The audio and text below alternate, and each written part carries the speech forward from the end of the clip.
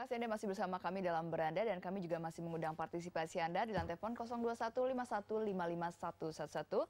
Kita bicara mengenai hari jadi Kota Bekasi yang ke-16 dan banyak PR yang harus dikerjakan ya oleh Pemkot dan juga bukan hanya Pemkot sebenarnya, tapi juga masyarakat Bekasi ya. Tadi karena kita bicara sempat mengenai persyaratan sebenarnya sebagai Kota Bekasi masih belum dianggap sebagai kota karena pertumbuhan penduduknya begitu tinggi sekali, tapi infrastrukturnya masih agak kayak kedodoran gitu ya, Pak Roni ya.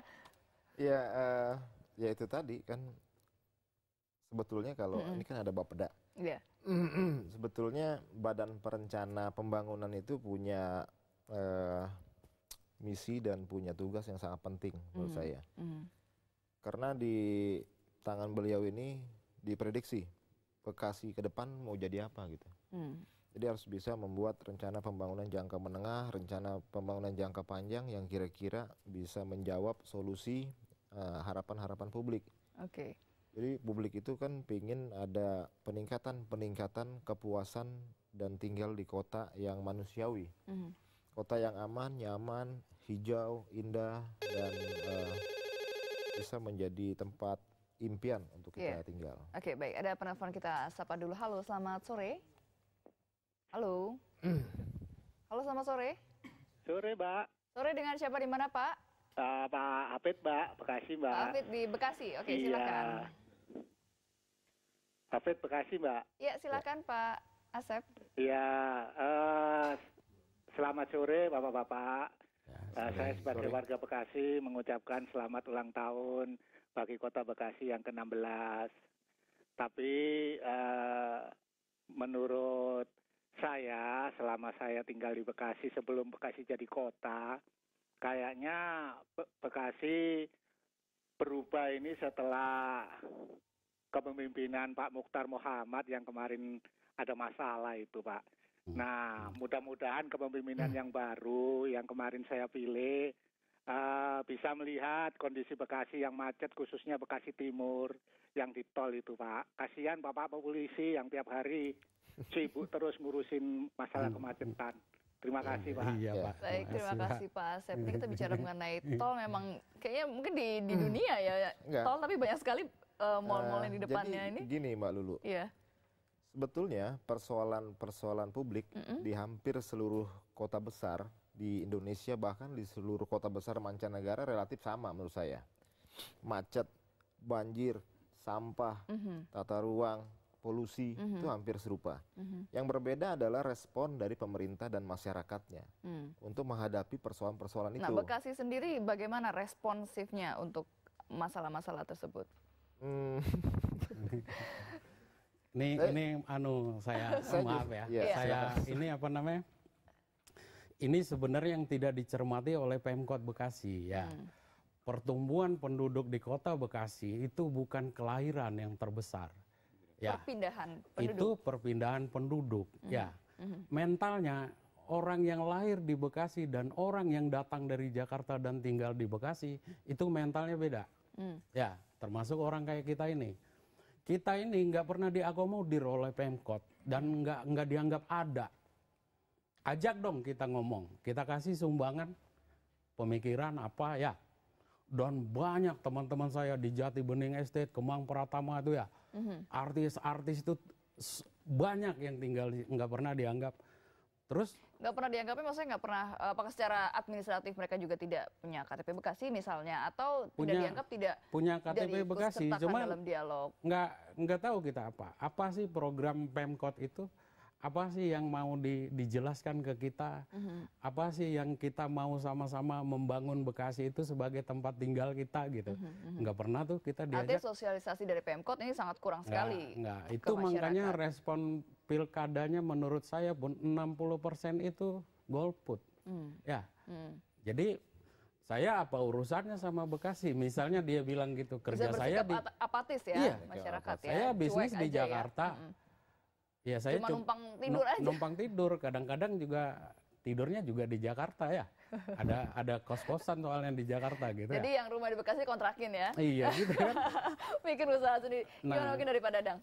Baik, saya melihatnya begini. Jadi artinya usia 16 tahun untuk satu kota ya, memang bukan bisa kita bandingkan dengan usia manusia yang misalnya yang pada masih tahap remaja mereka remaja. sudah mulai mapan gitu ya. 16 itu masih sangat muda sekali Betul, untuk kita bandingkan kota. dengan ya otomatis pasti kalau kekurangan Banyak itu pun lah, pasti kita sadari kekurangan. Apalagi dengan tadi ya kami sebenarnya untuk menilai satu kota dengan tadi Pak Jul bilang ada ini bukan kota hanya kampung kecil, kampung besar gitu ya. Ya sebenarnya memang kita banyak menilai bagaimana itu kota. Kota aja penduduk lebih dari 500 saja itu sudah kota gitu ya, 500.000. Nah ini apalagi Bekasi yang sudah tadi Bang Roni bilang 2,5 juta. Makanya kita masuknya malah kategori metropolitan ya, kota metropolitan. Tapi kalau kita bandingkan dengan misalnya ketersediaan infrastruktur penunjangnya sebagai kota metropolitan, tentu kita masih sangat ketinggalan. Lantas dari mana sebetulnya kekurangan itu? Ya memang kita maklumi lagi, seperti tadi, migrasinya ke kota Bekasi, pertumbuhan penduduknya begitu besar. Artinya tuntutan dari untuk kebutuhan apa-apa itu makin banyak. Sementara kita kan potensi yang ada, boleh dilihat, barangkali dari DPRD juga kita tahu ya, gimana sih sebenarnya berapa? Sebenarnya apakah emang cukup besar sebenarnya APBD kita? Nah kebutuhan untuk pembangunan infrastruktur kan cukup besar. Sehingga mungkin di situ juga lah artinya kesenjangan bagaimana kita harus memenuhi melayani masyarakat yang begitu banyak, yang tuntutannya banyak. Itu menjadi kita agak atau menggandeng peran swasta misalnya. Itu baik barangkali. Ya ini mungkin PR ke depan sebetulnya mungkin kita bisa ini kan dengan misalnya adanya regulasi atau misalnya adanya insentif untuk investor ya akan berinvestasi di Kota Bekasi. Kita tentu harus memiliki satu pola-pola yang tertentu ya untuk bisa lebih maju. Baik, kita sapa dulu penelpon Pak Dadang. Halo, selamat sore. Selamat sore. Dengan siapa di mana? Dengan Joni Kusbandrio di Jati Bening, Bekasi. Pak Joni, silakan di Bekasi. Banyak warga Bekasi nih yang berpartisipasi. Silakan Pak Joni. Iya, selamat sore. Sore. Ya, untuk bapak-bapak yang ada di sana ini Pak Roni, Pak Dadang sama pengamat Pak Lubis ya. Iya, selamatlah ulang tahun Bekasi yang ke-6 sudah menjadi remaja. Baik. Jadi baru beberapa saat aja saya juga sudah mendengarkan komentar yang disampaikan atau penjelasan dari Bapeda, dari anggota Dewan ini sudah tidak asing lagi bagi saya ini Pak Roni ini. Dia juga hobinya belusukan juga ini. Bahkan lebih dulu Pak Roni daripada Pak Jokowi sama Ahok. Jadi intinya begini, kalau saya sebagai warga Bekasi yang cukup mengikuti perkembangan, kebetulan saya juga RW di salah satu perumahan di Bekasi, yang cukup proaktif lah mengikuti perkembangan. Intinya secara keseluruhan memang tidak bisa kita kritisi satu persatu karena macet, banjir dan lain sebagainya. Memang ini permasalahan yang cukup kompleks ya, sehingga yang harus dimulai secara fundamental lah.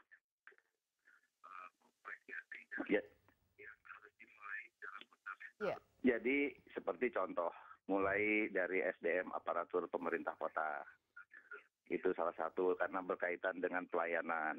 Itu semua banyak yang berkaitan dengan pelayanan misalnya. Kemudian hal-hal lain yang memang harus dilakukan secara integrasi dengan pemerintah daerah lain seperti DKI. Nah, jadi banyak hal yang artinya memang kalau paling tidak sekarang seperti anggota Dewan yang sudah sekarang dilaksanakan sebagian, tapi dapat juga secara keseluruhan mencari informasi lebih banyak berhubungan atau proaktif dengan warga masyarakat.